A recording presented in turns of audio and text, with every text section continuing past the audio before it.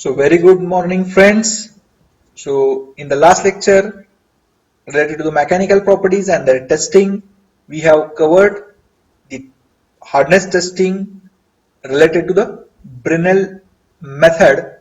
So that Brinell hardness testing method we have covered in the last lecture. Now related to the mechanical properties and their testing, today we will see the hardness testing method by the Rockwell method. So this is known as the Rockwell hardness testing. So what is the testing principle? So basically that in the Brinell hardness testing number that we have seen, that is indicated by the BHN. Here the Rockwell hardness number, so that is this particular whatever may be the testing it is there, that is again we are just going to conduct this particular test to identify the hardness of that particular material, and that particular hardness has been given by like BHN. That particular last method, it is known as a BHN, that is Brinell hardness testing, and similarly this test is known as an RHN, that is Rockwell hardness number. So it is based on the inverse relationship to the measurement of the additional depth. So in the last hardness testing method, we have seen that particular method is related to the diameter of the indentation, but here in this particular method, it is just basically known to identify the depth. So that particular method, that BHN method, it is related to the diameter. This particular method is related to the depth of indentation, so that we have to measure the height.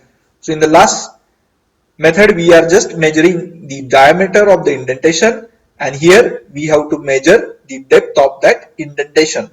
So the indenter is forced by the heavy load beyond the depth resulting from the previously applied load. So here the methodology to apply the load is somewhat different than the BHN. Here initially that minor load has been applied, and after applying the minor load on the material, we have to set the reading and then we will just go with the major load.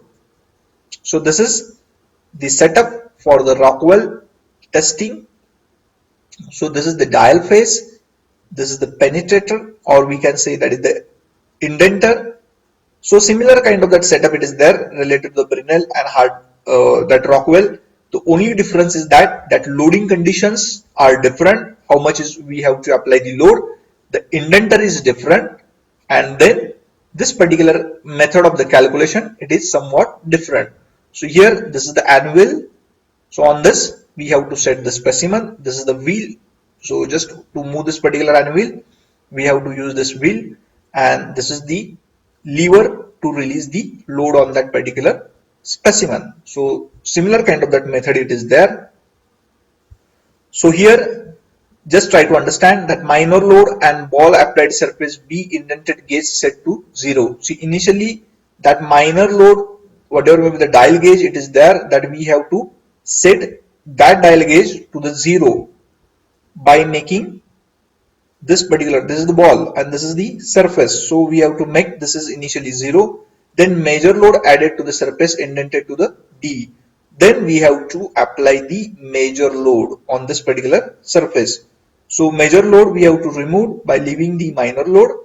So by leaving the minor load on the indentation equal to the R. So this is that minor load, it is already there. So only we have to remove the major load through this. So this is just a methodology how to apply the load. So initially minor load is applied, then major load is applied, then major load is removed. So while applying the minor load, initially we have to set this gauge to the 0.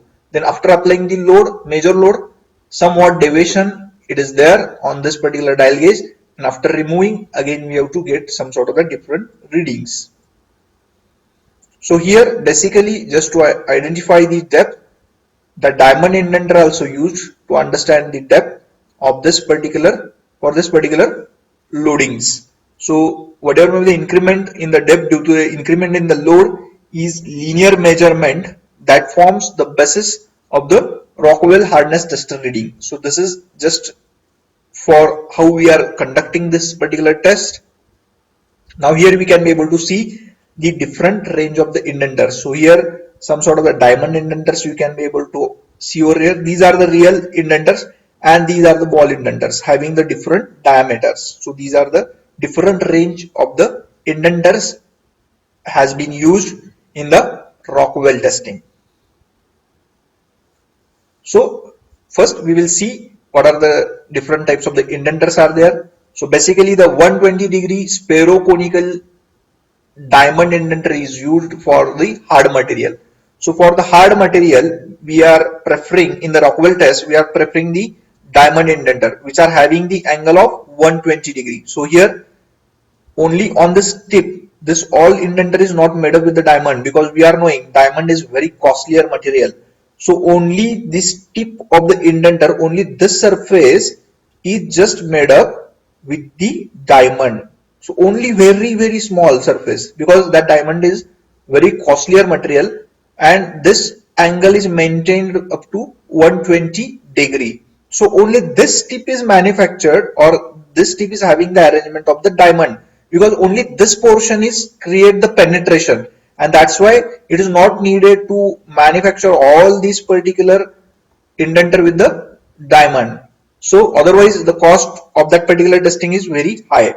So that's why here we can be able to see this 120-degree angle inclination is there, and this is the ball indenter. So basically the hardened steel ball indenter with a diameter of 1/16, 1/8. So this is the diameter, it is shown in the inch. So these ball indenters are used just for the softer material.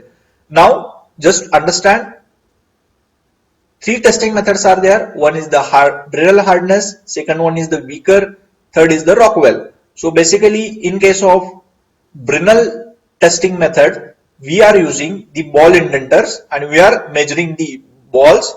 In the Weaker's hardness test, that we will see in the next lecture, but again I want to cover that particular part over here also. So in the Weaker hardness test, we are using the diamond indenter, and in the Rockwell both indenters we are using, that is the ball as well as the diamond indenter.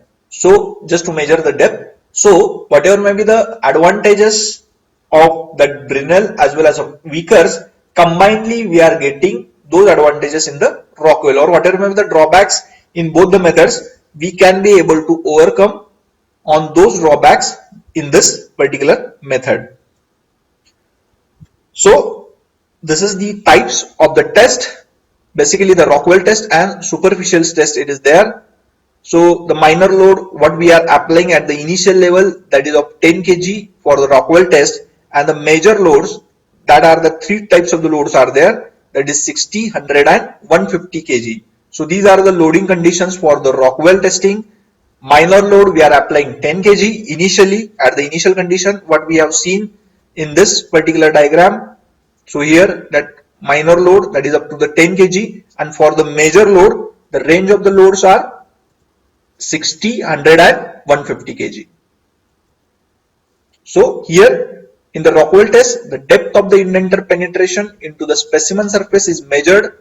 So just understand this, the depth we are measuring. These are the highlighting points of this particular testing. In the latter part, we will see the video how to apply the load, or how exactly that particular test has been carried out, that we will see. So when the ball indenter has been used, that has been categorized by the Rockwell B hardness test. So this is the ball indenter we are using, it is for the softer material, and suppose we are applying the 100 kg load. So three kind of that loads we are applying, 60, 100 and 150 kg. So ball indenters 1/16 inch, 1/8 inch, or below that also 1/8 inch, 1/4 inch also we can be able to use, or the spherical diamond cone of 120-degree angle, that is called as a Brill. So that indenter which is manufactured with the diamond, it is called as a Brill. Okay, so just remember these terms, it is very important, because in the latter part you have to just know these things. So loading procedure starts from applying a minor load of 10 kg. So already I have explained, initially we are applying the minor load of 10 kg, and for the superficial test it is of 3 kg. So which is explained in this particular slide. That is for the superficial 3 kg is the minor load, 15, 30 and 45 kg is the major load. So these are the loading conditions. Then after applying the loading of 10 kg, we will just go with this particular case that after applying the 10 kg load, the indenter measuring the penetration depth and is set to be 0. So in that case, we have to set our gauge to the 0 and then we have to apply the major load of 60, 100 or 150 kgm, and the penetration depth is measured after removal of the load. So here we are measuring the depth, we are not going to measure the diameter. So we are measuring the diameter in case of Brinell hardness number, but here we are interested to measure this particular depth. How much is the depth of that indentation?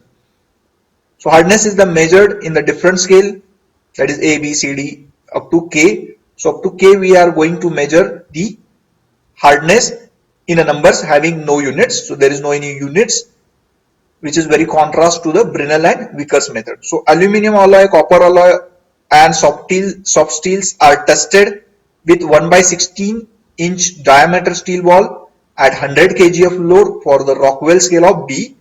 And so there are two kind of that scale in the dial gauges, that is B and C. So later or in the practical also we can be able to see that scales. So basically if the harder alloy it is there or cast iron it is there, it is just tested with the diamond cone at a 150 kg load.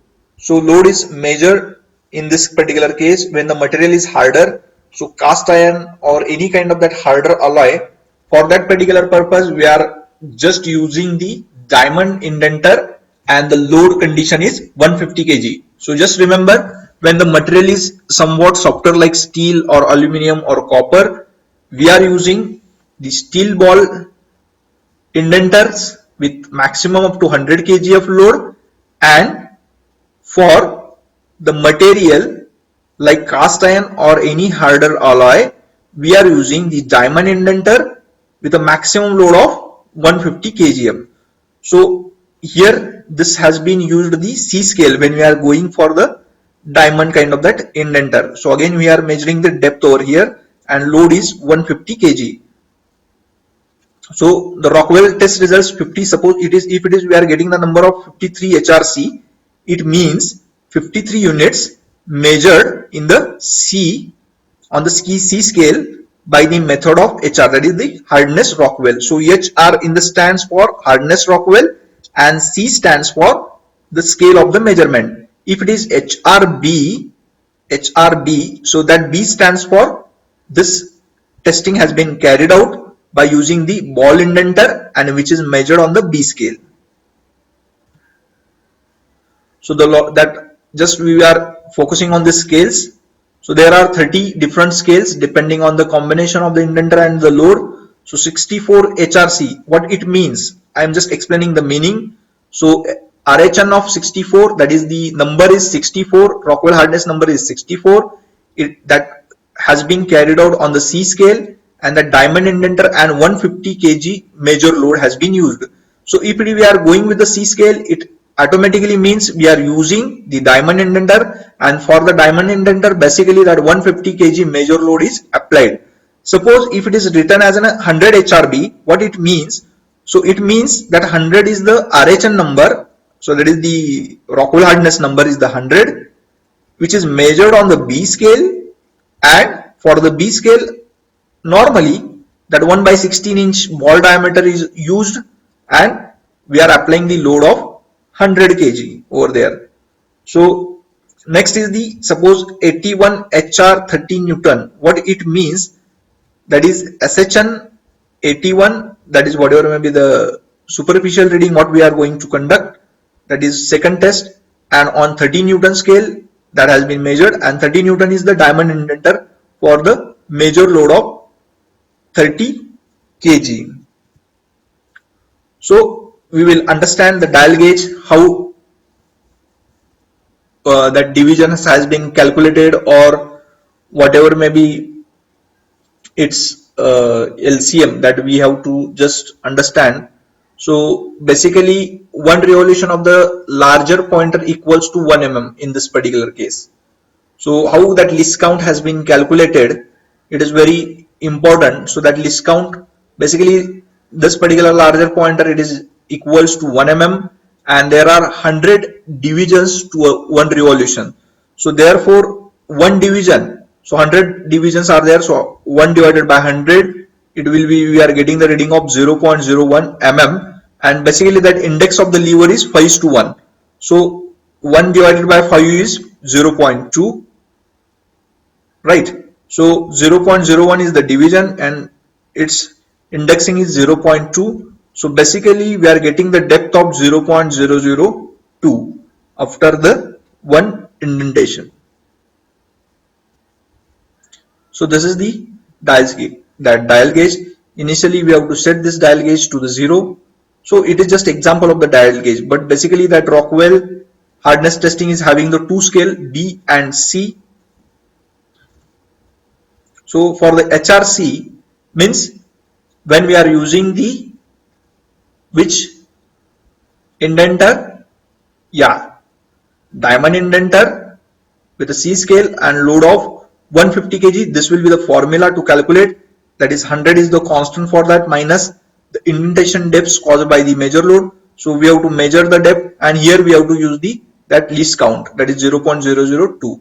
And for the HRB means here we are using the ball indenter with a load of maximum 100. So this is the constant, that is 130 minus this particular formula to calculate. So this is once again, it has been explained in this particular figure, that initially major load, then major load plus minor load, that is the total load, how much it has been applied, and then only we have to just apply remaining, we have to just remove the major load and we have to calculate the minor load. So here how the depth of that indentation has been calculated, just see.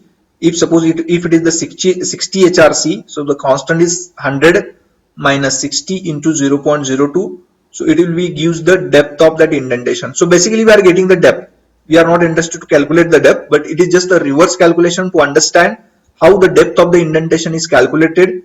So if suppose 60 for the 60 HRC reading, it means 100 minus 60 into 0.02. So in that particular formula, it has been just reverse those scales. So when we are getting this particular number 60, so 100, this has been gone over here, and that we can be able to calculate. So initially 60 minus 100, so these are the minus terms. So when it will be 100 minus 60, and when this will be goes over there, so this through this method we can be able to calculate. So 130 ball indentation reading into 0.02, basically that has been carried out for the ball indenter for previous readings. So how the depth of the indentation is calculated through the reading, it has been explained in this particular slide. So which are the factors needs to be controlled for the scale selection? So types of the material which is very important. Then specimen thickness, again it is very important. Then the location of the test. Why that location of the test? Because minor some sort of the defects may be there in the material. So that test location might be matters, or it may be a one kind of that factor which may be use the different readings, and the scale limitations. So basically these are the types of material. So hard material such as steel or tungsten carbide, the diamond material would be used. Then for the cast iron also, so 6 kind of that basic scales are there, CAD, then 45 Newton, 30 Newton, 15 Newton for the superficial test. And out of above the scales, now determine which scale will be guarantee of accuracy. It is again the important part, and we have to just conduct this test by considering the sensitivity, and we need to conduct this test in the repeated manner, so that repeatability is also important. So specimen thickness, so the material around the indentation is, it should be a cold work, it should not be have any kind of that hardening process. So which kind of that hardening process and all those terms are there in the fourth topic. So the depth of that material effects has been found in extensive experimentation to be the order of 10 times the depth of the indentation. So the test location, which is again very important, If an indentation is placed with the in the code work area, the reading usually will be the higher than that of obtained. It has been placed outside this area. So basically, how to define the location, it is also important. Then there are some sort of that scale limitation, because it is having some sort of that two kind of that indenters. So the anvils are also important. It will be play a very important role. The workpiece must be supported by the proper anvil, so that it cannot be slide, roll, sag like this. So these are the cares we have to take while conducting this particular test. So for the case hardened and decarburization parts, so these are the, we have to use some sort of the different scaling for those kind of that material. And it has to be Rockwell testing at elevated temperature. That is again the different kind of the testing. So this is just for the understanding purpose. How to conduct this particular test already we have explained. So Rockwell testing machines, so basically that now this is important. We have to see this particular testing machines in the laboratory. So the test load can be applied either the dead weight or through the springs. So any method of actuation it is there. Then measuring device, a dial or digital meter. Then the microprocessor to control the test, so that microprocessor is also important. Then the bench type testing machine and production type of the testing machine. So these are the, so this is just a Rockwell testing machine procedure.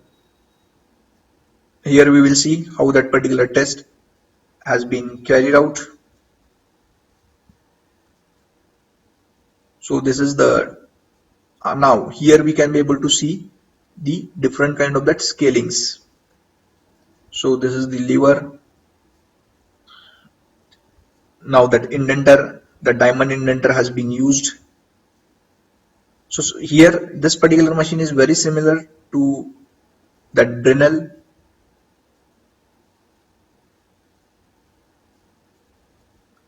Now here you can be able to see the diamond indenter, and only that particular probe is manufactured with the diamond. Here only that particular tip you can be able to see, which is made up with the diamond. So here this tip you can be able to observe, and this particular tip is only made up with the diamond. Remaining material is different.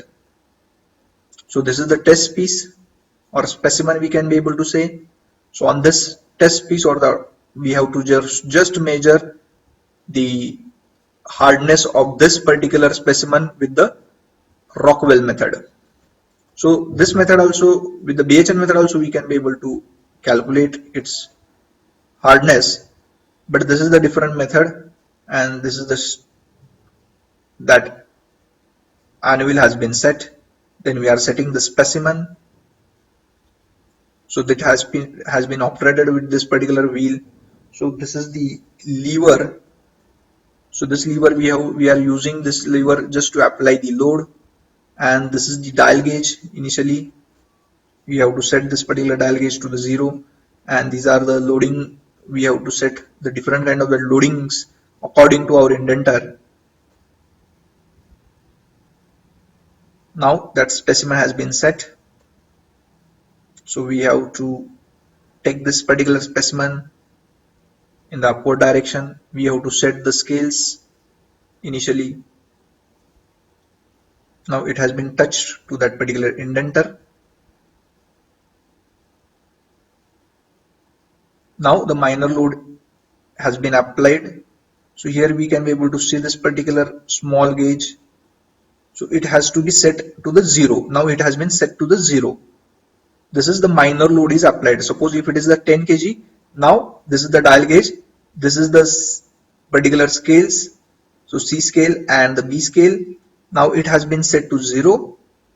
Now on this particular, it has been used inside this is the set to the 0. Now we have to apply the load. Now after applying the load, again it comes to some point. This will be the deflections what we have observed.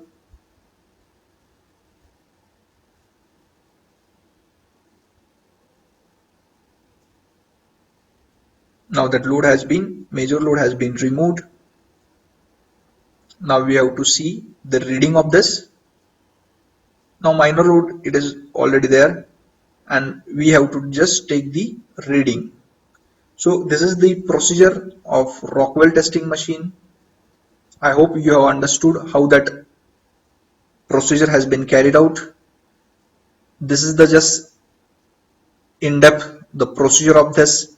You have to note down all those procedure, which is very important to understand how exactly the procedure has been carried out. Already I have explained all those things in this procedure, but only this is total integration, how that exactly the calculation has been made, which is shown in this particular slide and which is very important. So you have to just note down all those things. I hope you have just understood how the Rockwell testing has been carried out. So in the next lecture, we will just go with the weaker test. So thank you very much.